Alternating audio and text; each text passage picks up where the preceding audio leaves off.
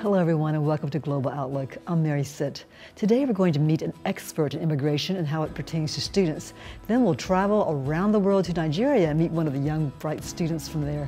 Plus we'll introduce you to the nourishing wisdom of traditional Chinese medicine. First, let's meet Gerald Greene, an accomplished immigration specialist with more than 11 years of experience. He's interviewed, prepared briefs, applied legal provisions of immigration law, and here at HCC he serves as designated school official and international student advisor. Gerald, thanks for being with us. Thank you, Mary, for having me. Tell me, what do you do as designated school official? That sounds really important. Actually, my sole purpose is to make sure the international students maintain their immigration status. Okay. By doing that, they're subject to certain requirements, unlike domestic students in the United States. Okay. There's a full course load of educational courses that must be taken, which is 12 semester credits per semester. That's the full load, yeah. Yeah, they have to take that. And if they fall below that, they lose their status? Yes, okay. Unfortunately, that is the case. So it's very important that international students contact their DSO, designated school official. Designated school official, Right. whenever there's an issue. If they drop a class, if they are failing a class, if the class is giving them problems, they're having a hard time, it could not be too late for you to maybe get out of the class and change into another one. Okay. But at any means necessary, the designated school official's job is to assist the international student in maintaining their immigration status. So mainly visa issues Mainly is what you visa focus issues, on. right. And that's a legal term, I guess, that the visa people use, like where's your DSO, and they work with you, the government works with you to make sure. Yeah, because a lot of people don't understand that visa and visa status is two different things. Okay. We have F1s and F1 status. You have an F1 visa, which only allows you to travel. Enter the country and exit the country. That's okay. an F1 I didn't visa. know that. F1 visa, okay. Right, and international students also have F1 status. Okay. That allows them to remain in the country as long as you're attending school. And taking 12 courses per semester. That is correct. Right, or 12 hours per 12 semester. hours, 12 semester hours. Okay. Now, as an international student advisor, what do you do? Is that different, a little bit different? That is different. Okay. We advise students as an international advisor on the do's, the don'ts, where you can live, some of the legal things that go on in America, other than school. Okay. Other than outside of school, we would advise them on that. So sort of how to adjust to an American Right. city and live well and we're their main contact, the first contact once they enter the country. So you help them find for housing registration. too and that kind of thing? Well, we don't do it as DSOs, Right. But we can assist them and lead them and guide them in the right direction on where to Okay. find. Unfortunately, HCC is community college, and we don't provide dormitory, but they're... But you're everywhere, all over the city, so you Right. can show them where they could live, take transit or something if they don't have a car and get to school. We're responsible for other international students who've been here for years that might be able to provide some sort of assistance to the new students. Gerald, is it any more difficult, or is it easier, say, to get over here as a student studying from abroad than it was like 5 or 10 years ago, or is it about the same in terms of regulations? Yes, very and rules? much different. Before, most students were apply for the visas and they would get approved, but now there are a lot of different situations at hand with some countries that are not giving the F1 visas for whatever reasons. So it's a lot difficult now. So it takes more time to get that status, is that And right? They really want to know why you're coming into the United States to study when there are tons of other countries that you can choose to go. So knowing why you want to come here and study in the United States, HCC in particular, is a good reason for you to have. What are some good answers to give that? I mean, if they're true, what are the right answers to say? Well, you can't just say, I just like America, I want to come over. I mean, what are the right answers that they're looking for? Of course, HCC has the largest international population for community colleges. Right. Tuition fees are either lower or competitive with anybody in the nation. So the students outside abroad, they realize that HCC, that's something that we can actually brag about. Right. So students understand that. So HCC is a school that they intend to target because of those reasons. And they can also, HCC has a great program with the English, learning English as a second language, right? ESL, You don't have to be at a certain status, you can be learning once you come over here, take those courses, is that right? Exactly. And HCC provides opportunities for almost all students. So international students have an easier path to the educational goals with HCC. We allow for payment plans that you would normally get at other schools that have strict deadlines and guidelines for certain things. HCC sort of are kind of lenient when it comes to a lot of things. So bringing in the students is very important for HCC. And as a DSO, designated school official, my job is to assist HCC with keeping those students in their status and maintaining their educational goals. Do you have any stories, any anecdotes of some student who, you know, without your help, may have just like slid off the cliff? You know what I mean? Or you know, you managed to counsel that person and say, oh, whoops, and redirect that person to the right? Yeah, I've been here since September. Because working with the student population is one of my goals as working in immigration fields. So I've met students who I inherited from other DSOs who already had issues. Okay. So I was able to counsel them and say, okay, let's start from the beginning. I know you did this with this person or that with that person, but let's start from the beginning and just me and you and I gain some trust for each other and let's work out your issue. So you just examine it from scratch, and just start over. We don't look at what happened before. It's like a new case. And so you're able to find solutions for that student.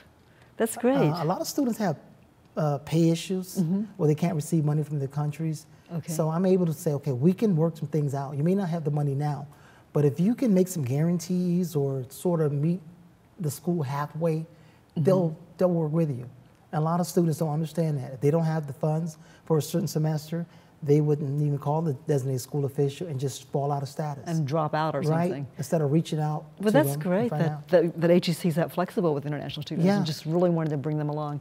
Now, you've been in immigration for 11 years, or more than 11 years. What drew you to that field? Actually, when I was in the military, I worked with enlistees who were green card holders. What is LSD?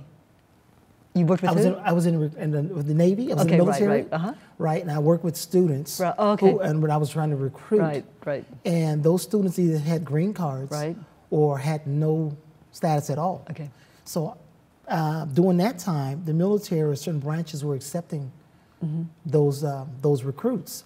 So if you didn't have a green card in hand, I would go down to the immigration building and speak with someone who just happened to be an ex-military Navy guy. So you like two bonded. And they would explain to me what the recruits would need as far as their status.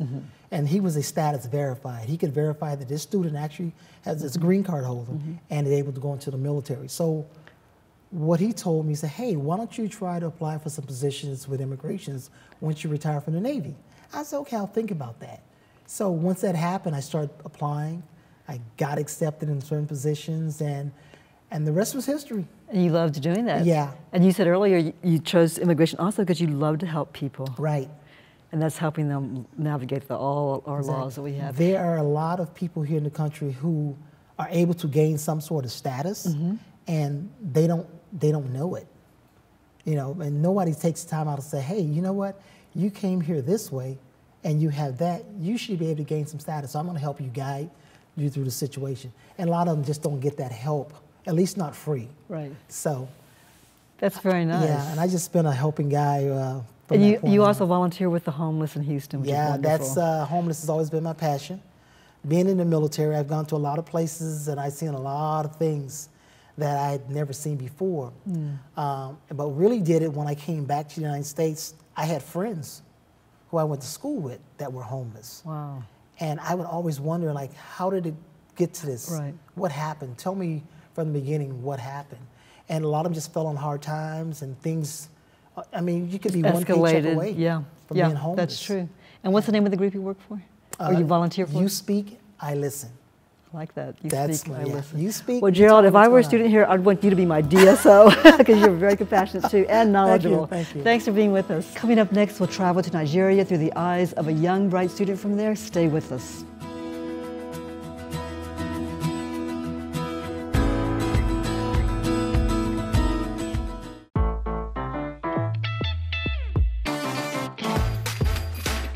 HCC. So many reasons. So little tuition. Register today at hccs.edu/now. I've seen people's lives change just by attending a class at HCC. Some of them might not have the financial means to go to a four-year university. That doesn't make them any less quote-unquote smart than the kids who go to a four-year school. HCC is easy to get to. It's easy to apply and easy to become a part of. It gave me so much confidence. Once you finish your 2 years there, you can transition into a four-year university or go into the workforce. It's affordable, it's accessible, it changes lives.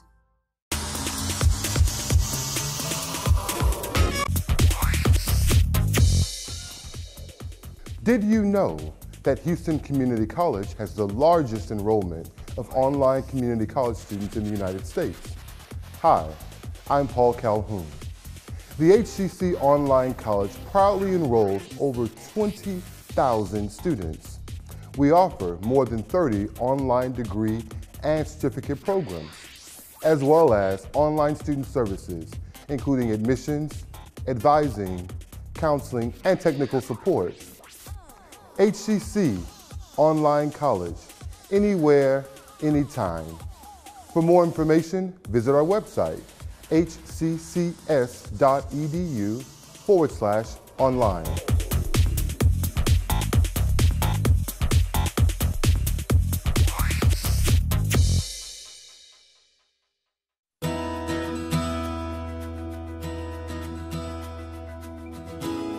Our next guest is from the other side of the world.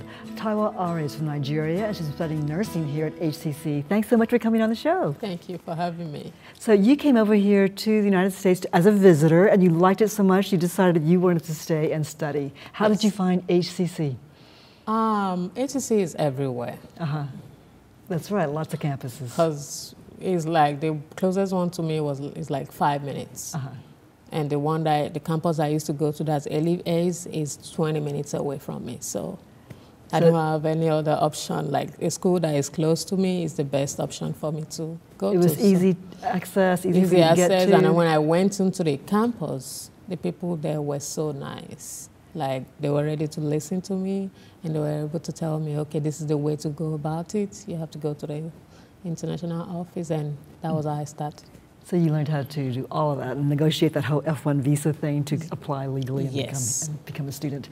Now, how did you go from you're studying nursing now, but before, back in Nigeria, you were doing finance and banking. Yes. How did you choose nursing? What was it about nursing that appealed to you? Well, when I got here, a lot of people will tell you, oh, this is the best course for you to do. You're going to love it. There are a lot of things that you can do here that you know that the jobs are readily available. That's health sciences, IT, engineering. Now it's for you to choose which one you think is best. And after studying banking and finance back home, I worked as a customer service representative. So I always like to help people, put myself in other people's shoes, you know. So when I was going to school and trying to figure out what to do, okay, I think this nursing thing will be a nice thing to do. I was doing the prerequisite. So in my course of doing all of that, I had health challenges that took me to the hospital. Wow. So when I visited the hospital, when I got there, I was told I needed transfusion. Oh my goodness. And I'm like, I can't take anybody's blood. Right. So there's this nurse, the nurse that was assigned to me to take care of me was like, oh, she went outside and said to another nurse who happened to be from Africa, like, there's a sister in there, she said she doesn't want blood and she needs this. But you know, they can't force you. Right. They have several options. And you didn't want that because culturally that wasn't... Culturally. Yeah, you couldn't do that, yeah. So the lady came in, the other nurse came in like, my sister, this is what you need. You might not want to take it. You have the option of not taking it, but it's not harmful. I know where you're coming from, and I just listened to her. And she saved my life. And that changed my notion, everything changed at that point. Like, someone just saved my life. Wow. Why wouldn't I want to do that to someone else? So that was what informed my nursing. So, right, and becoming a patient yourself. Let me do nursing as a career and help save life. Right. That was it. And I'm sure going through that kind of experience where you were the patient and you experienced really good, understanding nurses who didn't just force something on you, but explained it and helped you and encouraged you she to actually make the put right herself decision. in my shoes like, it's not harmful. I know your fears. Right. But I've taken blood how many times, and That's what kept me alive. Well, I think you're going to be a good nurse, So, having gone through that horrible experience, yes, right? Yes. And what are your classes like here at HCC? How are your teachers? They are awesome because I didn't just, when I wanted to get into the nursing program properly, I went to other schools, tried to get admission before, because I missed the deadline for HCC for fall of 2018. Okay. So I'm like, I need to get into the school like right now. So I went to other schools and I saw the difference. That was what took me outside, like to look for other schools. Right. So when I got there, some you don't even have contact with the staff. Right. There's always over the phone, emails. They don't even want to meet with you. Right. But when you go to HCC, there's someone there to listen to you. Real face. Real face. And a real person tell me to what guide your you. problem is, and I'm going to tell you what to do. That's terrific. So that is what actually, I don't have any choice. So you get personal attention then? Yeah. Even on a huge campus, all over the city's campuses? you still Everybody get was there to like, anybody, you tell them this is the challenge, and they're ready to listen and solve the problem. So I just had to stay like with HCC, Coleman Health Sciences. And That's I'm in wonderful. second semester right now. You're in second semester? Yes. That's hard. That's very, really hard. very hard, very stressful. There are nights that I don't sleep. Well, I'll try to put in my best. got to take care of your health so your brain will work too. Yeah. What kind of nursing do you want to go into when you get out? Do you know? OB. OB. Oh, Yeah. nice. Yeah. Babies and young mothers, right? Yes. That's great. Do you plan to go back to home to Nigeria to practice, or do you want to Yes, practice here for a because while? I'm not going to stop at even my BSN or my master's. I'm trying to make sure that I get to being a nurse practitioner where I can. You're going to be a practice, nurse practitioner? Yes, on myself. Well, congratulations. That's Yeah. great. I'm so glad you're doing well here at HCC. If you had one tip to give other students who are coming over here by themselves from another country, what would you say? Yeah, one tip is you should embrace the change. Okay. You shouldn't blind yourself to it. Take it one step at a time. There are times you're going to fail. You have to brace yourself up. You have to know that failure is for you to be a better person. Like, I took the last exam I took, I didn't do well. But it didn't discourage me because I know this is what I want to do and I'm going to make it. You are going to make it. Best of luck to you. Thank Those are you good so words much. of wisdom. Yeah. Coming up next, nourishing wisdom for life through Chinese herbs, soups, and teas. We'll meet an expert on traditional Chinese medicine right after this word. Stay with us.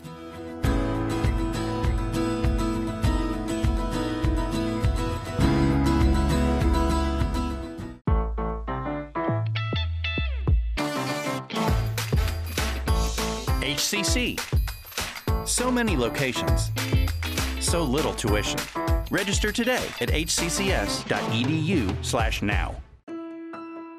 We have academic programs that help students get from high school into a university. And the data is very clear that students that take the path of a community college finish in far higher numbers than students that start straight into a university experience.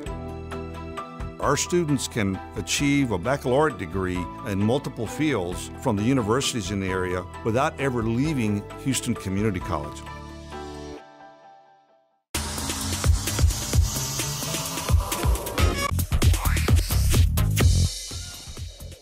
Hello, my name is James Mabel and I serve as Director of Career and Job Placement Services at Houston Community College. Career and Job Placement Services consist of 6 career centers located throughout the HCC system. We have a career center near you, and we provide services and resources that are geared to ensure students are successful pursuing their calling. We provide career development, meaning we assist students with resumes, provide mock interview assistance, and even career exploration, such as career assessments. We provide job placement services such as campus interviews, where companies come on campus and literally conduct real interviews where students could get hired. We also provide career fairs and co-op and internship assistance. To learn more about career and job placement services, please visit us online at hccs.edu/career planning.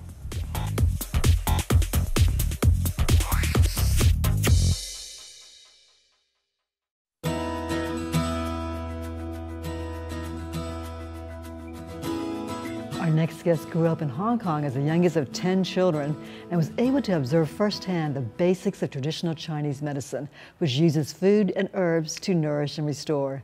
Sylvia Quan is the author of Nourishing Wisdom for Life, a Chinese Guide to Health for Families and New Mothers. Thank you so much for being with us. Thank you for inviting me, Mary. This is a great book. I loved it. I looked at it and read it, and it has a lot of things my mother used to say, and I used to say, oh yeah, right. Yes. But here it is. Yes, yes. So tell me, what is the Nourishing Wisdom? How can people restore their health using Chinese herbs and medicines? Well, this book includes 3 parts. Basically, I wrote the second part first. When I visited my second daughter, she was having a baby in Washington, D.C. 8 years ago. I stayed with my youngest daughter, Catherine, who lived about 4 or 5 blocks from Chrissy's. Chrissy's the ones having a baby. And so, as a mother, I went there for about 5 weeks to help her to take care of the food and the baby.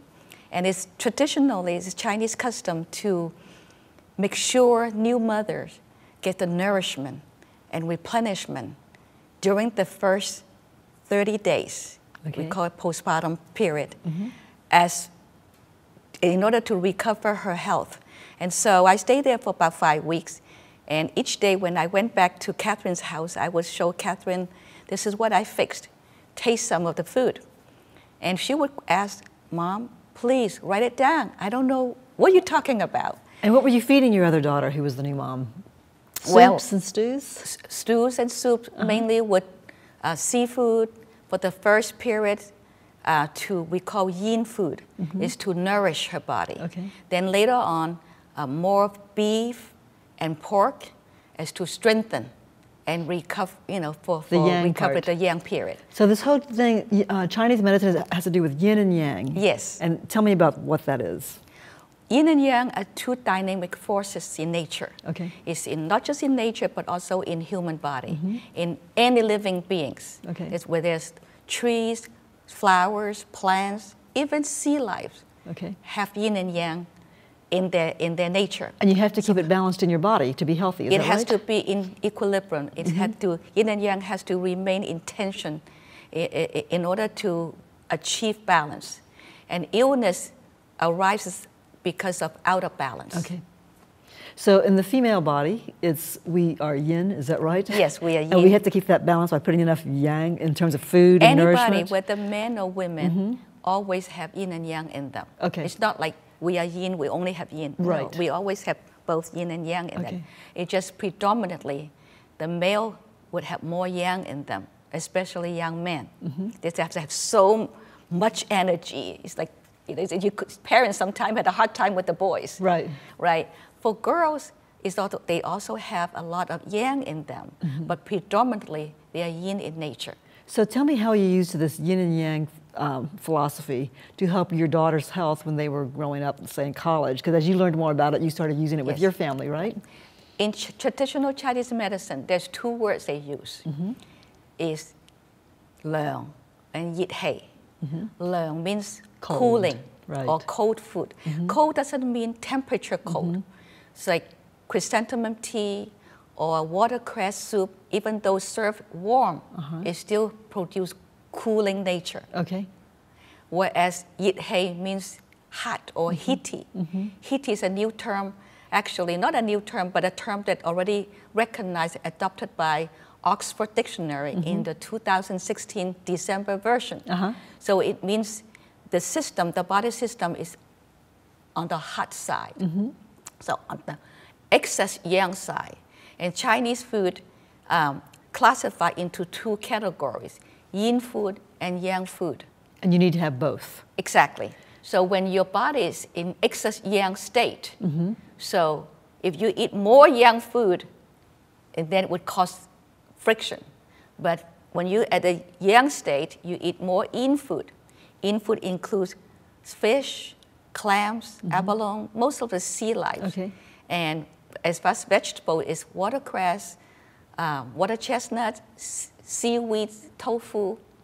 And as far as fruits, sour fruit like oranges and grapefruits, those are yin food.